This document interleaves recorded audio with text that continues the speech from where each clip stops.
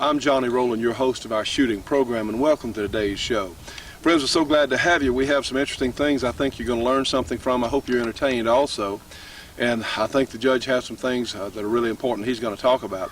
Our good friend Pat Buchanan is doing really well, and we're very pleased about that because he's an excellent person, I think a fine candidate. We'll be interested to watch just how far he can go, in fact. All right, let's start today's program. We have our steel plate set up down here at about 100 yards, and this is a Mossberg Model 500 12-gauge shotgun with an extended magazine. You'll notice it has a pistol grip. Now, some people might say, well, these have a very limited usefulness, and yes, they are a little more difficult, and yes, I do have my past recoil glove here, one that lessens recoil, certainly. But we have some slugs in this particular gun, and you know, my name for this gun is what we call the Brady Bill Special, because if you can't go buy a handgun, if you need a handgun, and of course now you have to wait 5 days in most places in the country, and if you need a gun, though, you may need one real bad in a hurry. And this is an option we'll be talking about later. We've talked about before on the program. So let's take our 12-gauge Brady Bill Special here with a slug and just regular old bead sights. See what we can do with this plate out here at 100 yards.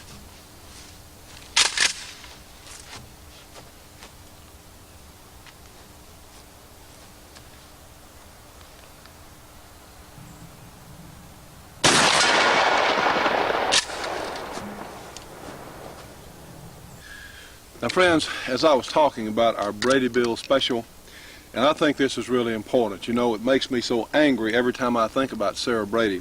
And we know for a fact in several different places, we've heard of several people who could not buy a gun, who desperately needed a handgun.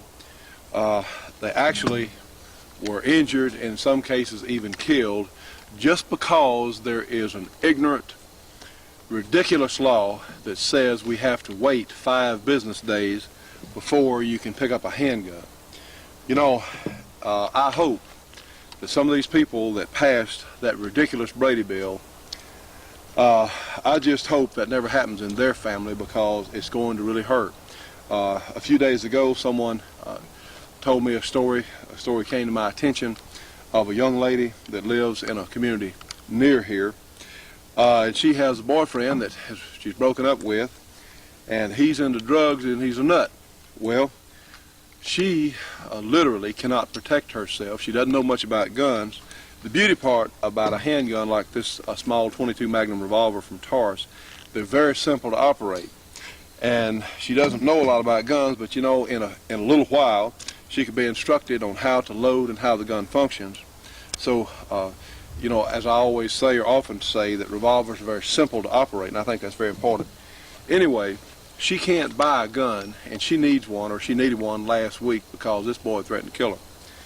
And I'm sorry that people have problems. I'm sorry this is the way it is, but this is something that we have to consider, and as soon as we can repeal that idiotic law, we need to try and do it. Well, we have an alternative, and I call this our Brady Bill Special. You know what, friends? This little .22 Magnum revolver, you have to wait a week before you can pick it up. It or any other sort of handgun. Yet, you can go in and buy this 12-gauge shotgun. Now, this particular gun with this extended magazine holds 7 or 8 rounds. I'll tell you the truth, I hadn't filled it up. Our good friends at Britton's have loaned me this gun just for this piece this weekend. You can go in and you can buy this. And this is so far beyond any .22, or for that matter, this gun is beyond any handgun as far as power available. Just like you saw me shoot the slug there at the beginning of the program. A slug has a tremendous amount of power. I mean, raw, unadulterated power. And certainly with buckshot, I think a shotgun at closer ranges is better than a submachine gun, because one, you've got a whole bunch of 8 or 9, 30 or so caliber pellets in that size. Number 4 buck is 24 caliber pellets, a whole bunch of them going out at one spot there. And really, for home defense, a shotgun is probably the ultimate single shooting system. Problem is, on a long gun, if you had to go around a door or something in your home, it can become a real problem, because if you happen to stick the barrel of, say, a shotgun inside a door or something, if you had a door right here and you stuck it inside, well, heck, if somebody's waiting on the other side, they can reach out and grab your shotgun barrel and suddenly you're wrestling. So friends, here's my suggestion, and I am all for home safety. I'm all for someone being able to protect themselves. You know, even in the rural areas, like for instance where we are here in northwest Louisiana, and this is definitely rural. A few days ago, an older couple was murdered about 10 miles from here. Someone broke in and it was a terrible thing. Actually cut their throats, and these were people that never bothered anybody. They were very nice citizens. And right now, my understanding is it is thought to be a gang-related crime. It's just senseless, just absolutely senseless. You know what, friends? Those folks never thought they were going to die that way. I mean, it is absolutely outrageous. And we need to think in terms of personal security and think about who we let into our homes. And yes, if you're concerned about being able to protect yourself, well, yes, I think that you definitely should consider something like a handgun. Now then, if you're competent and you're willing to take responsibility for knowing or for learning how to use it, it's very, very important. If you're not willing to take responsibility for your actions with the gun, well, you don't need one. But if you think about what you need to do and think about the consequences if you had to use it, and really, which is our rights as all Americans, the right of self-defense, of protecting yourself and your home, well, I think it's an excellent choice myself, obviously. Well, the problem is you may have a threat of one kind. You can't go pick up this handgun. So you know what you can do? You can go get a shotgun like this Mossberg, which is very, very reliable and relatively inexpensive.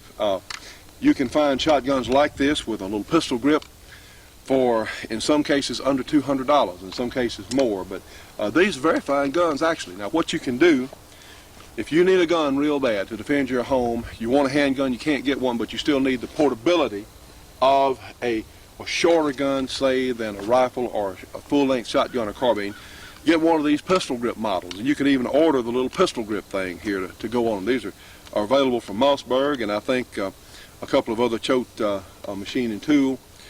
But this is an option that you have. Go down and get your shotgun and get you some birdshot. If you want to use it for home defense, I would recommend a field, a skeet load, a trap load, just birdshot, because one, it's not going to have a tremendous amount of penetration power. It's not going to go through wall after wall. You don't need double-aught buckshot for home defense. You need something that's going to be primarily for use up close and personal, and birdshot, believe me, will do it up within the ranges that we're talking about here. Anyway, go ahead and sign your Brady Bill papers now. This is important. Buy your shotgun. Walk out of the store with it. And believe me, you're pretty darn well protected with this if you learn how to reasonably use it, certainly. Go ahead and sign up your Brady Bill papers, if you don't have a gun, of course, and have your shotgun. A week later, when your papers come back, you can get your handgun. Then, if you don't want to keep the shotgun, take it back down to your dealer and trade it in on your handgun. Now, so what? If you take a little loss on it, so what? So what? What's your life worth? If someone has threatened you, if someone's trying to kill you, literally, what's your life worth? It's worth a whole lot more than whatever any shotgun costs, believe me. One of the things that we do want to mention, I would suggest certainly birdshot, and you'd be surprised just how accurate. It takes a little practice. The ladies would not want to shoot the heavier loadings, but almost anyone, if they have reasonable coordination, if they have reasonable strength, whether you're a man or a woman, can handle birdshot. Well, let's take a look, in fact, offhand. Put a couple of shells in our shotgun here. And let's take a look. Put my hearing protectors in, pump one in place, and have our steel plate over here. Now, that's not something I want to do, shoot this thing one-handed all day, but yes, it does work. And at point-blank ranges, up close and personal, so you can shoot it and you can still be pretty accurate enough, believe me. And if you try, you can get, in fact, get pretty good with it, tell you the truth. And nothing is going to have a greater effect as far as a defensive weapon than this 12-gauge shotgun. And believe me, when you rack the slide on this pump, if it's in total darkness, most of your criminal element, it's one of those things, you rack the slide and say, oops, I've really made a mistake by being in this person's home. And they're going to probably think that. And if they're so drugged up and so totally out of control, whereas they wouldn't be able to make sense of an action racket on a gun, well, doggone it, you can do whatever has to be done to protect your home. Anyway, something we wanted to show you on our Brady Bill special. Now friends, some of you may be worried about how long it takes to shoot a shotgun, and I'll certainly admit that with pistol grip guns like that, they're not as fast to shoot as, say, a stock model because you have better leverage and all that. But let's run our little experiment. We have our pro timer on, and we have a Combat Commander Colt 45. And let's run a little experiment here. And of course, I don't know of anything that can be shot much faster than, say, a Colt 45 if they're running good. So let's start our timer and let's shoot these 3 plates and get a rough idea of how long it takes. Get in place. Low ready position.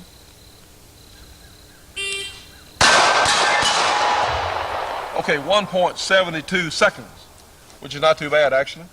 1.72 seconds. All right, friends, let's take our Brady Bill special here, and let's just compare those times a little bit. Go ahead and load our gun, finger off the trigger, low ready position, and we'll punch the timer.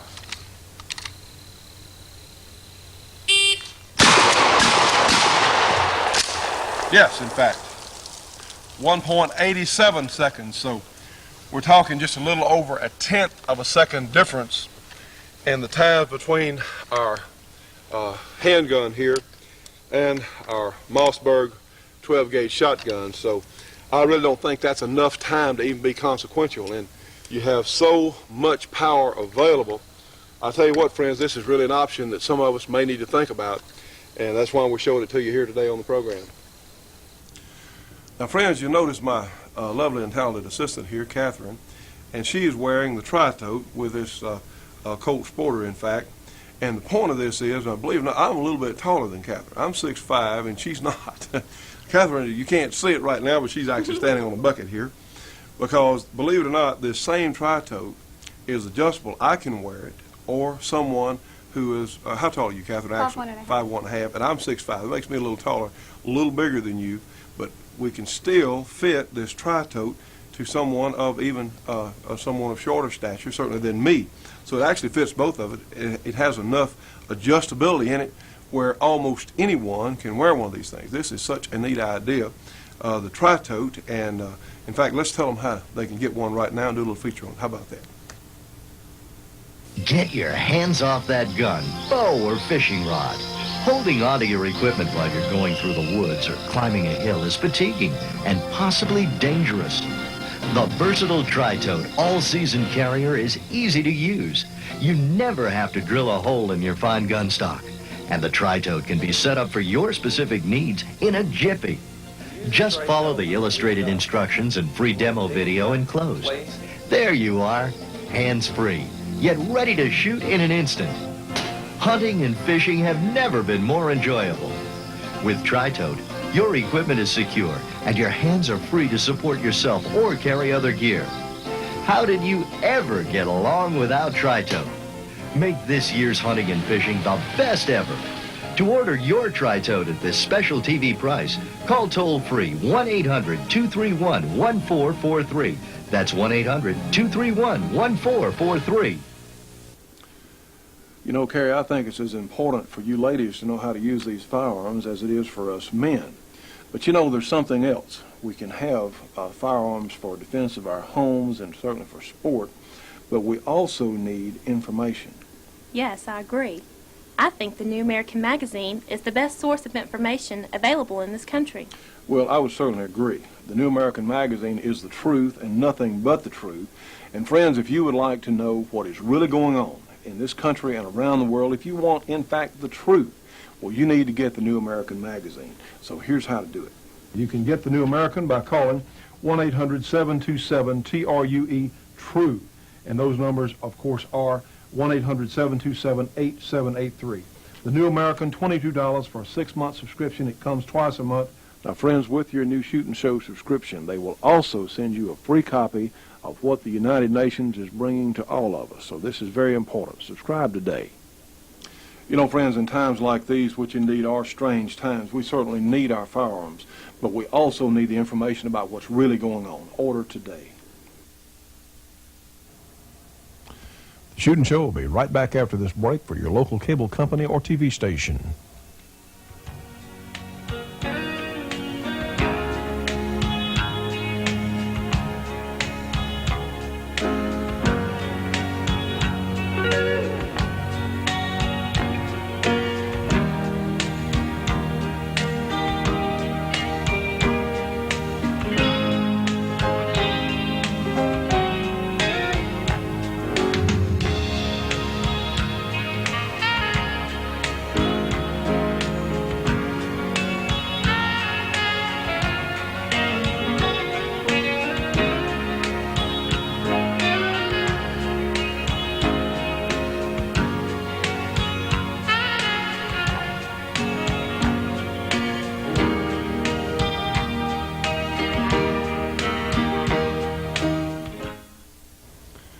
Friends, we hope you're enjoying our program. We certainly enjoy bringing it to you. You know, we have so many things to be thankful for, one of which is Pat Buchanan is doing well. There's a picture in today's paper with Pat holding a gun over his head out there, and certainly in support of gun owners, and we really think that's important. I heard someone say on the radio earlier, said, of course, Pat's getting a lot of the media is really doing everything they can, along with some of the other candidates, to try and cause Pat problems. That means he's really doing good. You know, you only get the flack, you get the most flack when you're right over the target, and I think that's so true. Well, speaking of targets, sir, what are you steamed up about today? Looks like your hackles are up on the back of your neck. Well, I am hackled up. I got a fax from the NRA today, and they are talking about the presidential candidates. And they say all of the Republican front runners support our right to keep bear arms and bring a welcome change from the current administration. They talk about Pat Buchanan, and that's fine. And listen to this. Iowa caucus winner Bob Dole has a very strong record in favor of firearms throughout his career. That's a lie. That's not a little white lie. That's a real lie, isn't it? Well, let's talk about some of what Bob Dole has done. On November 23rd, 1993, the Brady bill was dead. It was successfully killed by a bipartisan filibuster. The next day, November 24th, Bob Dole agreed to stop the filibuster and let the Brady bill pass. That agreement was reached when there were only 3 senators on the floor of the Senate. That's 100 seats. 3 of them were there. Everybody else was home for Thanksgiving. Just one of the senators on the floor, Bob Dole being among them, could have said no, objected to the unanimous consent agreement, and that would have prevented the Brady bill passing. Bob Dole did not object. The Brady bill passed November 24th, 1993. Source, Congressional Record, page 17090-91. You know, Judge, and that makes me so angry. We're talking about, obviously, our Brady bill special on today's program. It makes me so angry because there have been people killed, and because they could not buy a firearm. It happened here locally. You remember a few months ago. You're right. Happened here locally. A man was killed because he couldn't buy a gun. Well, now, Bob Dole got called to task about that. Mm-hmm. And here's what he said. I know the Gun Owners of America, another group, have a little different view. I'll tell you what. They are blaming me for the Brady bill that passed because I sat there with the majority leader and everybody else had gone home, and we made an arrangement. We let that bill pass. I was picketed, and they called me a traitor and everything else because that happened. He said that on the floor of the House, on the floor of the Senate, August 23rd, 1994, in the Congressional Record, page 12363. Then, on November 19th of 1993, Bob Dole voted for the crime bill, a bill that contained the Feinstein gun ban on more than 180 firearms. Again, source, Congressional Record, November 19th, 1993. I mean, this is irrefutable. I mean, this is what he did. Moreover, less than 2 weeks earlier, Dole had broken an agreement which prevented a filibuster on the Feinstein Amendment from ever taking place. Again, source, Congressional Record, November 10th, 1993. In March of 1995, after the Republicans had control of Congress, Senator Dole stated the repeal of the semi-auto ban is one of my legislative priorities. Now, what's a priority, Johnny? Means the thing to do first. That's way up on your list. Way up on your list, absolutely. The Senate will debate this issue in the near future, and I hope to have a bill on President Clinton's desk by the summer. This was in March of 1995. Bob Dole told that to Tanya Matoska of the NRA, and it's now February, almost March. It'll be March by the time this thing is seen, and it still hadn't come up, and the majority leader has control of what's debated and what's passed and what's voted down in the Senate. In May of 1995, that's 2 months later, Senator Dole asked for a unanimous consent agreement that kept the gun ban repeal from being voted on. Dole said, I further ask unanimous consent that no assault weapons amendments be in order to the terrorism bill. Congressional Record, May 26, 1995. As Senator Dole solicited, the official Senate calendar for the first day of debate on the terrorism package clearly stated no assault weapon amendments shall be in order to Senate 735. Okay.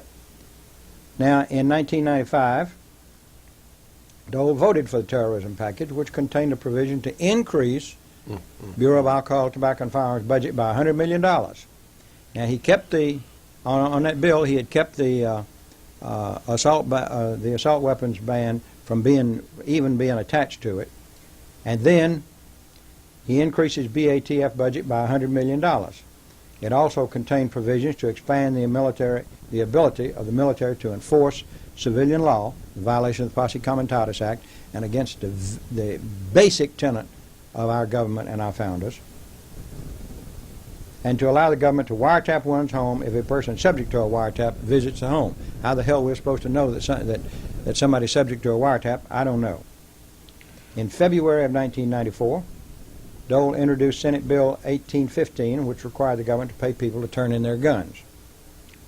He introduced a resolution supporting President Clinton's position on the Chicago gun sweeps. You know what the Chicago gun sweeps were? That? What?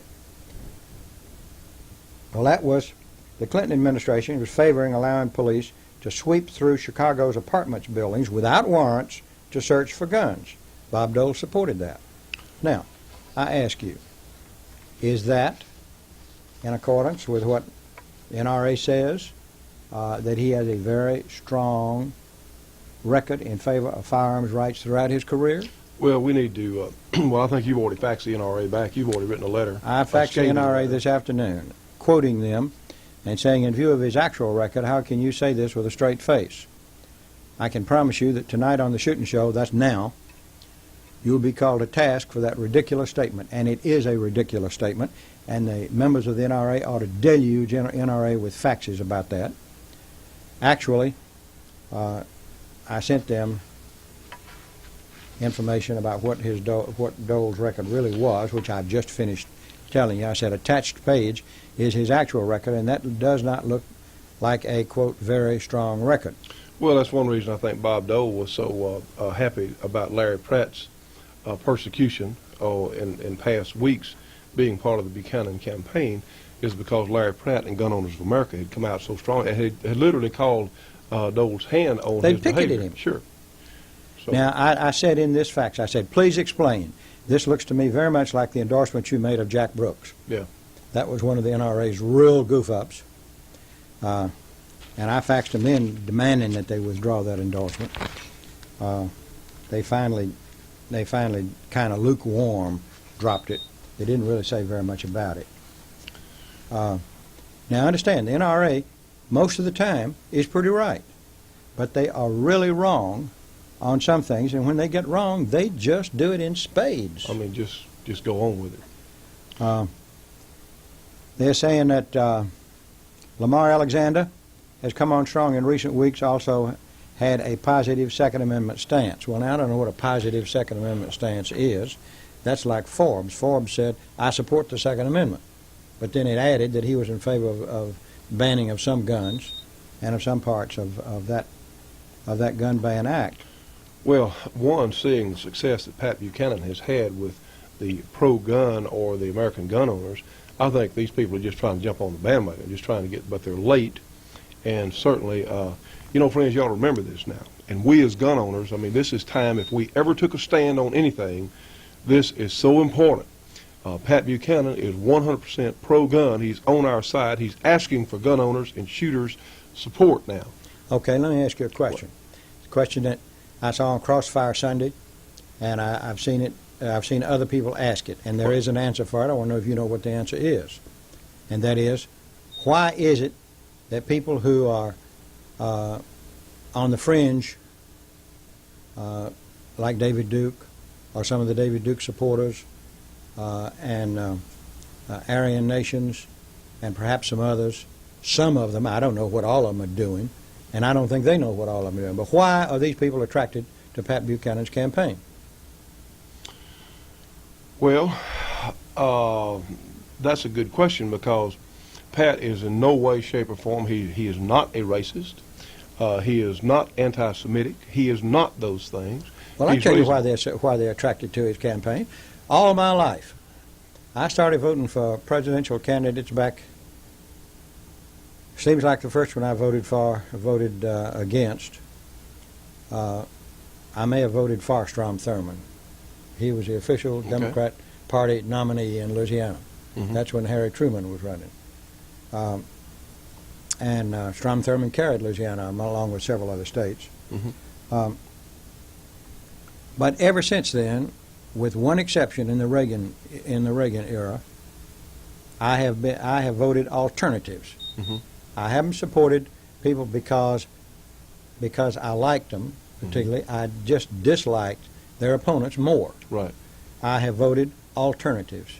I have not enthusiastically supported any of them, except Ronald Reagan. I did enthusiastically support him. In fact, as I supported him 4 years before he was nominated. Well, I think that the Perot segment of the last presidential election, I think that was an alternative. They were voting against Bush and against Clinton. So. Well, now I ask you though, why are these people entitled to vote? Well, everyone, sure, is entitled to vote. Okay. Then, if they're entitled to vote, aren't they entitled to support the candidate that they feel is the least objectionable? Well, that's probably true. Well, that's what they're doing. But now, these people come up on Crossfire and so forth, and on David Brinkley's, whatever that Sunday morning program is. And they want to know, why are these, what they call the fringe area, supporting Pat Buchanan? Well, there are probably some of the people out of the fringe area supporting other people. I don't know who they're supporting. I'm sure they are. I don't think any polls have been taken of that, so they don't know who they're voting, who they're supporting. But there are a few people who are in those areas, who are entitled to vote, who are entitled to support some candidate, who've supported Pat Buchanan, and then the liberal press, and I say this advisedly, the liberal press wants to tar and feather Buchanan because some of these people are supporting him. Well, what about you could do the same thing? Of course, they'll never do it. Look at the people, Louis Farrakhan's supporters. And Farrakhan is extremely way out. He is way out. The things he wants to do are so far beyond any reasonable American, and yet he's never called to task about his supporters or who they're supporting. No, he's not called to task for it, and he's not. And Clinton didn't call to task either, although you can't call Clinton to task because he says one thing one day and exactly opposite the next day, so you can't tell where he is. Right. There's one thing he did do. He supported the Feinstein gun ban. He supported the Brady bill. He said ahead of time if Congress had passed Brady, he'd sign it. So as far as I'm concerned, that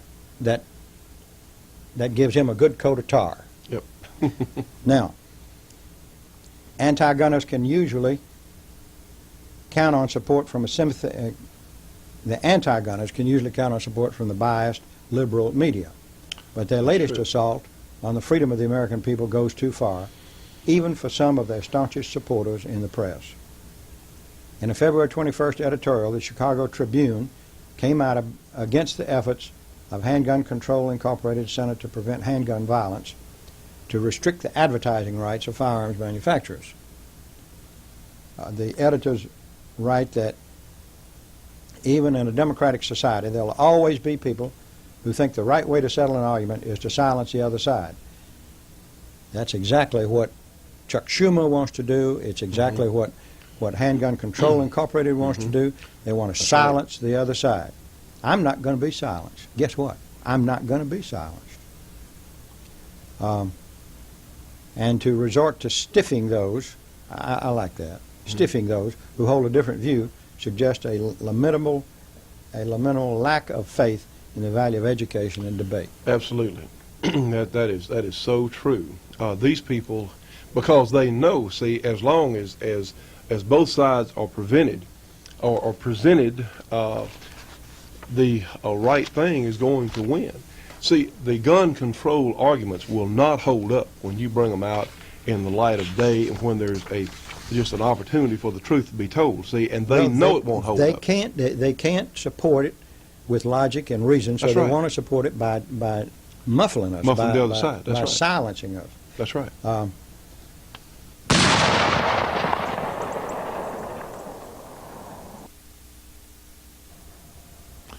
Shootin' Show will be right back after this break for your local cable company or TV station.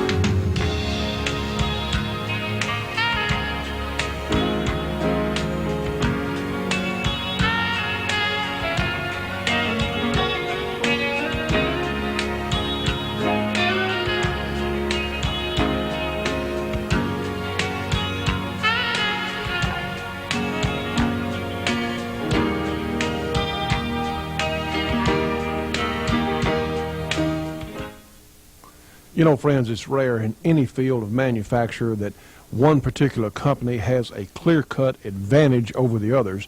Well, in this case, it's Corbin Ammunition, Corbin Bullet Company, because they make the best handgun, long gun, and even some specialty caliber ammunition that's been real hard to get in the past. If you really want your handgun or rifle to perform at their absolute best, you need to find some Corbin ammunition. For information on where you can get Corbin, information on their product line, call them. Corbin Bullet Company, 1-800-626-7266. Again, give them a call. It's a free call, 1-800-626-7266. Trust me on this one. Corbin is the best there is. You know, friends, all of us as shooting enthusiasts should be subscribing to Shotgun News, the trading post for anything that shoots. 3 big issues monthly with literally thousands and thousands of firearms bargains. Give them a call, 1-800-345-6923, a very inexpensive subscription price. Again, 1-800-345-6923. Subscribe today. The Jews for the Preservation of Firearms Ownership issued a statement through Aaron Zellman, their executive director. Aaron's a nice guy, too. We know Aaron pretty well. He's a very fine person. There's a very fine organization. He says that Larry Pratt is cut out of the same cloth as many righteous Gentiles who risked their lives during the Holocaust to rescue Jews from the hands of Nazi murderers.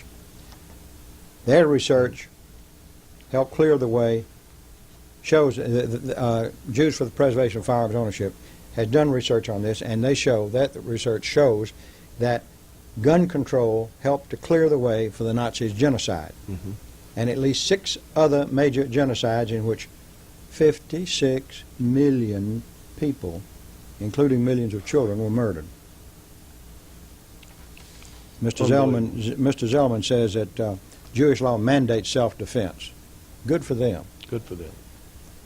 Despite the fact that now Sarah Brady says that guns don't give you any security at all. They don't help in defense. You're more likely to kill somebody in a family than you are. That's a lie.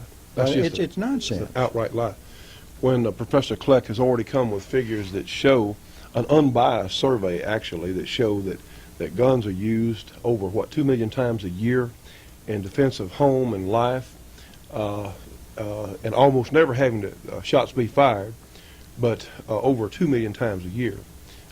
People use firearms in defense of their homes and their lives. And these ridiculous arguments that Ms. Brady and some of these other nuts make is just it's inconceivable that they would get any attention at all, but the media is so biased. There is an organization called the International Union for Conservation of Nature and Natural Resources. They have stolen Yellowstone Park.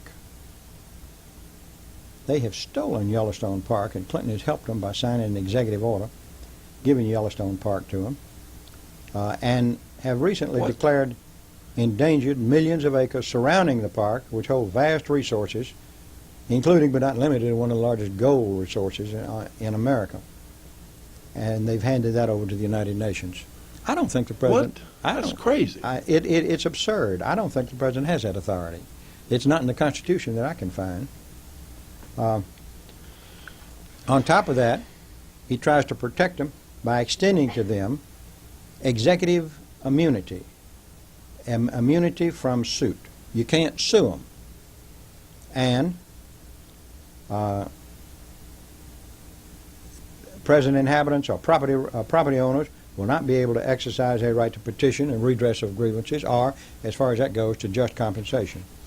So he has actually given away a historical area in the United States to essentially a United Nations type control thing. Is that right? Executive Order 12986. Incidentally, I'm still getting nice support from some of our viewers. One of them is Mr. Swanbeck up in North Arkansas. I'd like to go see Mr. Swanbeck, but it's too far up there. He's up north of Little Rock. But he sent me something about whitewater that'll curl your hair. Really? Yes, indeed. He has here he has sent me a 37-page epistle, if you please, on whitewater. It's pretty good, huh? Absolutely. He starts listing the Clinton-related deaths or injuries. And there have been a bunch of them. Let's see, we're up here to 25, 27. And then he talks about Clinton-related injuries. No. Well, he has a list of all those people. You know, names and everything else. There's a Gary Johnson, a lawyer for Larry Nichols, who lived across the hall from Jennifer Flowers, and he saw Bill enter Jennifer's apartment with his own key a number of times, and caught it on his video camera, because he's got a video camera on the outside of his room surveying the hall, like I used to do in one of the office buildings downtown. So he had a tape of Clinton entering and exiting Flowers' apartment with his own key, and he told some friends about it, and shortly after that some large men showed up at his door, insisting he give them the tape. He gave it to them, and they proceeded to break both of his elbows, rupture his bladder and his spleen, and then left him for dead. Well, we're saying that maybe some of these people play really hardball. And, you know, so many things. Judge, you think all this is going to come out on the truth about Whitewater and all this Mena, Arkansas, these drug deals and stuff that Clinton purportedly involved in? You think it's going to all come out? What do you think? Well, I don't know if it's going to come out or not. I guess it is. Senator D'Amato seems to be determined to get it out. He's having trouble because they dribble documents into him that were subpoenaed months ago. In fact, in some cases, years ago. They've got the death of Vincent Foster, and what are the discrepancies in it? There are 2 or 3 pages of those. Then what the president's response to Foster's death was. Well, there's so many things. The issues in Travelgate. So many things. I mean, they have pulled so many stunts. It's off the scale, isn't it? Well, this came off of the internet, I think. Because I know that Mr. Swanbeck is a devotee of the internet, and it's got all sorts of stuff. 30-some pages of stuff here. If you read it, he unbelievable. And he answers. He asks the question: how is Bill Clinton involved? How is Hillary Clinton involved? How is James McDougal involved? How is Susan McDougal involved? How is Vince Foster involved? And he goes down. Somebody has done a massive amount of research. And then he gets into Mena, Arkansas, and the Mena operation, and the drug smuggling up there, and talks about who's who, how is Bill Clinton involved, who's Barry Seal, who's Terry Reid, who's L.D. Brown, who's Henry and Ives, who's Buddy Young, Charlie Black, Gene Duffy, Bill Duncan, and so forth. Just right on down through all of this stuff. Now, And all this is documented. It tells you where he got all the information too. well, he says that the following persons and written sources are used. Let me just run over those: the Clinton Chronicles, Emmett Terrell, American Spectator, Misha Morrison, the Mena Cover-Up, the Wall Street Journal, 10/18 of '94, Ambrose Evans Pritchard series in the London Sunday Telegraph. You know, that's an English reporter that has really been on top of a lot of this. I mean, this stuff has been throttled in our own news media, but in London it has really been a big deal. That's right. The Daily Telegraph by Hugh Davis, and that just is the first 5 or 6, and there's a list of 5, 10, 15, 20 different sources for all of this. And your esteemed assistant says she'd be interested in reading it, so here it is. Well, friends, we've got a lot of ground to cover, and we sincerely appreciate your support. We appreciate you watching our program, and we're going to stay on top of it, huh, sir? We're going to stay right on top of it. Now, here's one other thing. The NRA annual meeting is in Dallas, Texas. Okay. April 19th, 20th, 21st. I'm not sure the exact dates of it. I'm sure that we can find it in the Rifleman. But I just think I'm going to go over there this year. And if I can get the floor, I may have something to say. Well, we look forward to that. Incidentally, here's a latest issue of Gun Week. Schumer, Brady bunch seek to muzzle gun speech.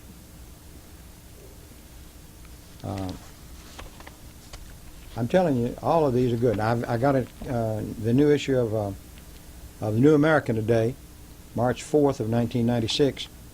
Haven't had time to read it, but they're talking about Ruby Ridge and Waco and the missing pieces. Well, I'm sure there's quite a few. In fact, friends, let me add again, the New American is the best news magazine available in this country. And you ought to take down that number when you see their ad on our show at another place in the program, because it would you can really find out some things that you really need to know. One of our viewers wrote me and said that the most obvious question he has is, why was the ATF office empty that morning? Nobody's answered that. Nobody's answered that. The Oklahoma bombing is what you're talking about. So, well, friends, stay tuned, because we're here, and we need you here too.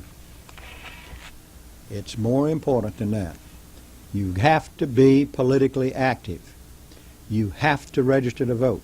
You have to get your friends who think the way you do register to vote, and you got to figure out something for those people who are on the other side to do on election day to keep them away from the polls. I don't believe everybody ought to vote. I don't think they ought to vote unless they are wise, honest, and intelligent. If they are not one of those, then for the love of their country, they need to stay away from the polls. That's all there is to it. That'll do it, Johnny. If you are a voter or a birder, if you ever carry a camera, Bi-Tote is for you. It is the most comfortable binocular and camera carrier on the market today. And its all-elastic quick change feature makes it possible to switch from one piece of equipment to another without missing a beat. If you think that carrying binoculars or cameras is a pain in the neck, try Bi-Tote.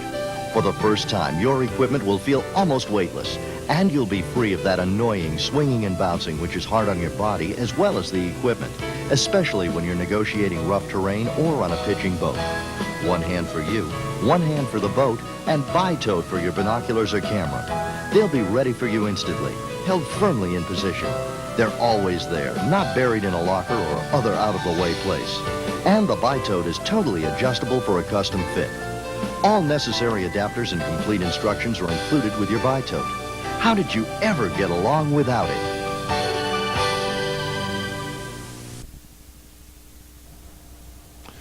Shootin' Show will be right back after this break for your local cable company or TV station.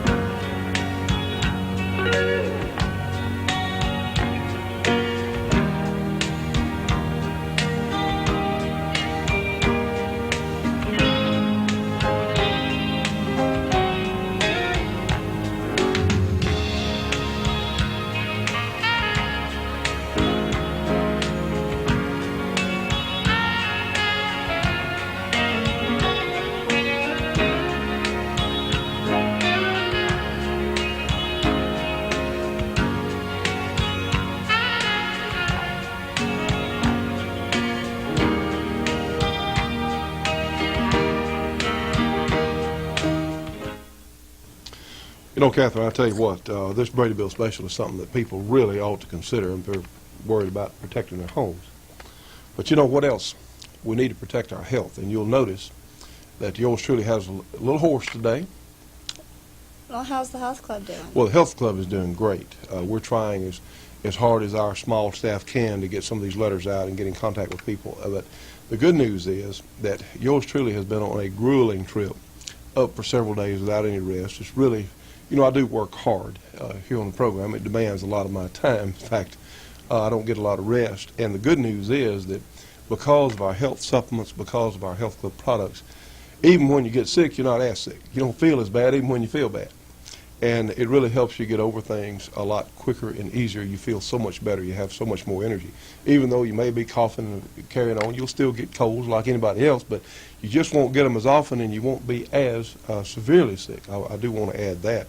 It is so important, friends. This is such a wonderful opportunity that we have through our health club, because literally you can get some of the finest products available anywhere in the world as far as improving the quality of life, improving your health. Absolutely.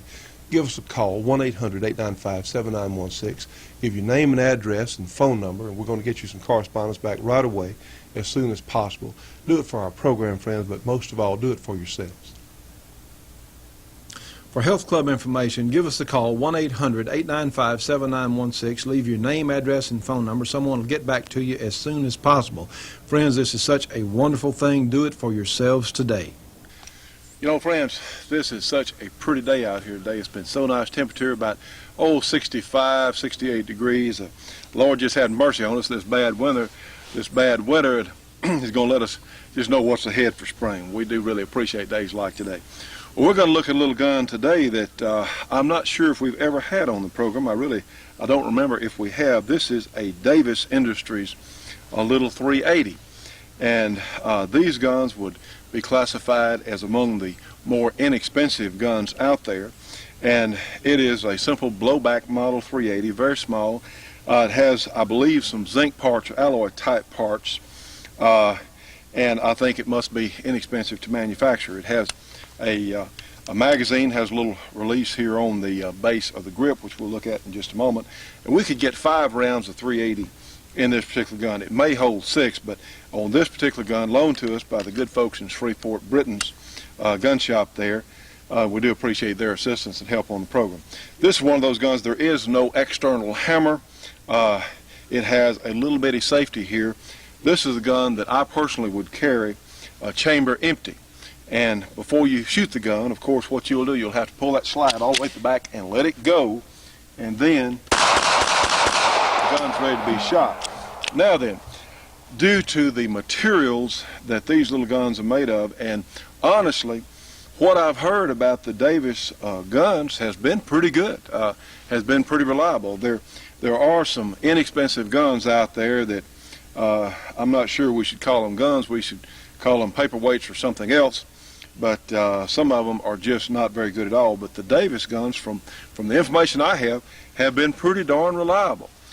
Bear in mind, it is a small semi-automatic, and I don't care, friends. You know, I like all kinds of guns, but any semi-automatic, it's not can jam. They will jam. They will malfunction. It's just the nature of how they function. There are so many variations that can happen when that shell is being loaded out of the magazine into the chamber. They will malfunction. So These are little guns that a lot of people, they say, well, a lady might say, I want a small gun to put in the purse. I'm just not sure that new shooters should start out with semi-automatics. Thankfully, we're free to buy what we want at this time. We don't know how long, if we don't do something about some of these knuckleheads in Washington, I don't know how long we're going to be able to buy anything that bangs. But that's one reason we're on the air. That's why our job is so important. But these little guns would be comparable in power, say, to a 5-shot J-frame with, say, wad cutter ammunition, standard 38 special ammunition. I'm not sure I would shoot the high-performance loads, say, from Corbon, which will really turn a 38 or 380 into a very serious little gun. With the alloy frames like this, I possibly would go with standard velocity stuff like this. This is Remington hardball here. One, functioning with just a round nose jacketed bullet is probably going to be a little more assured. I just frankly don't know. Since this is not our gun, I'm going to be careful about what I shoot in it. The Corbon loadings in 380, if you've got a better 380 like the new Smith & Wesson Sigma 380 or a Walther or one of those, a Beretta, something like that, your Corbon 380 really does turn it into a serious defensive tool. But in the little guns like this, certainly any gun in a confrontation, if you're facing someone who may have a knife or another gun, any gun would be better than probably than none. But this is one that I would probably shoot standard pressure ammunition in. Now, I don't know. Maybe it might work just fine. In fact, we might call the people out at Davis Industries and just find out if their guns are rated for the more high-performance ammunition. Like I said, what I've heard about these little guns as far as feeding and extraction and dependability has been pretty good. You have a little safety here on the side, and let's do something else first. Let's compare this little 380, which certainly will just about the palm of my hand will cover it. It's a little bigger than the American Derringer we have here, and bear in mind this American Derringer is available in some really serious calibers. This one is one of my favorites, in fact, especially for the little Derringer type guns, in 40 Smith & Wesson. Now that is no joke. We've chronographed Corbon 40 caliber ammunition out of one of these things at over 1,200 feet per second, so I mean this is no joke. Now you do have some recoil, but this is a really powerful little gun, and it's a little smaller than the Davis 380 here. And here we have one of the very best of the small wheel guns. This is our Ruger SP101. As you've seen here, we've put the Hogue grip on it, and it's a little bit bigger than the Davis 380. Not a whole heck of a lot. The grip sticks out some here, but it is still considerably bigger. And of course, the SP101 is available in .357 Magnum, which certainly is no joke at all in any size handgun. .357 is always a serious caliber. But this Davis 380 is, I suppose, a nice compromise in size. It has been reliable what little we have shot it. In fact, let's just take a closer look and just see how it works. Now, friends, you can see here the little gun is always nicely machined. It has plastic grip panels on it. This, in fact, is your safety right here. Now, I don't know. If I was out on the range and shooting, maybe between shots or something, then I would use that safety, but I'm just not sure I would depend on that. I wouldn't carry one in this little gun, one chambered and safety on, because honestly that safety can get pushed off pretty easy, and for one thing, it's so small, if you had to use it in a hurry, you might actually miss it. So I believe that I would carry a loaded magazine such as this one and chamber empty just for safety's sake. And then, of course, when you want to put the gun into action, then you would have to pull the slide back and let it go. Have an extractor here on top of the slide, and really, this must be about a 2.5, 3-inch barrel, something like that, maybe 3.5 from all the way back here to the front. It does have some sights that are somewhat rudimentary, but they are functional, again, for what the gun would be used for, which would primarily be close range personal defense. It has a pretty nice trigger. It's not so bad for a little gun like this. It's really not a bad trigger. It's reasonable poundage there. Well, let's go ahead and take a shot with it. These magazines may hold more than 5 rounds. It may hold 6. That's all we could get in this magazine and still get it in the gun was 5. So let's take a look and let's just try shooting the gun. We have some steel plates out here at 20 yards or so, and let's just see what we can do with it. Remember, pull that slide all the way to the rear and let it go, and don't you dare touch that trigger until you're ready to shoot the gun. Well, let's see if we can hit something with it here. Line up our sights here on the steel plate, and let's take our shot. Well, we hit that one. Let's try another one. Our luck's pretty good there.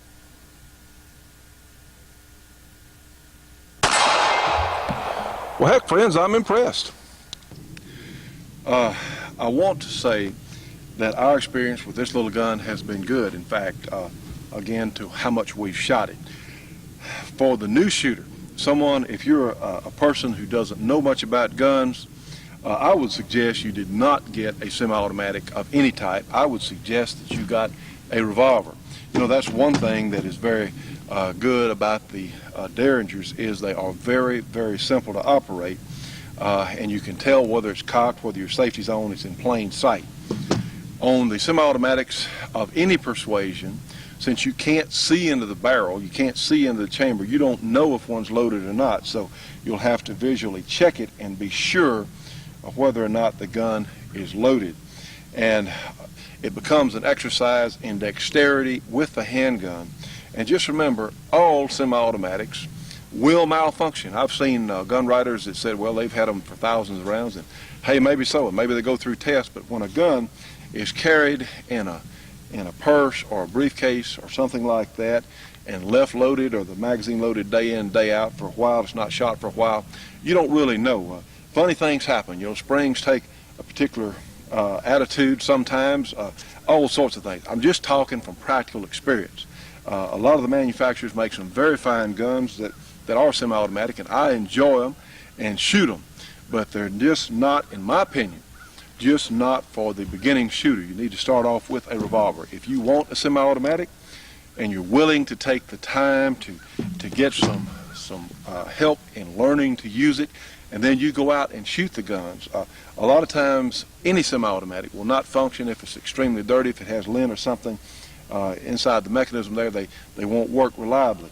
And you know, friends, that's the whole point of having a handgun. If you need a handgun, especially a small handgun for personal protection, and you need it, you really don't need to be concerned on, is this little jewel going to work or not?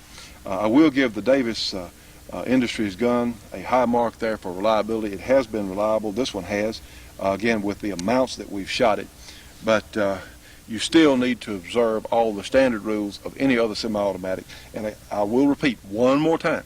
I would carry this gun, if I had to depend on it, I would carry it with chamber empty and pull that slide back before I was going to use it.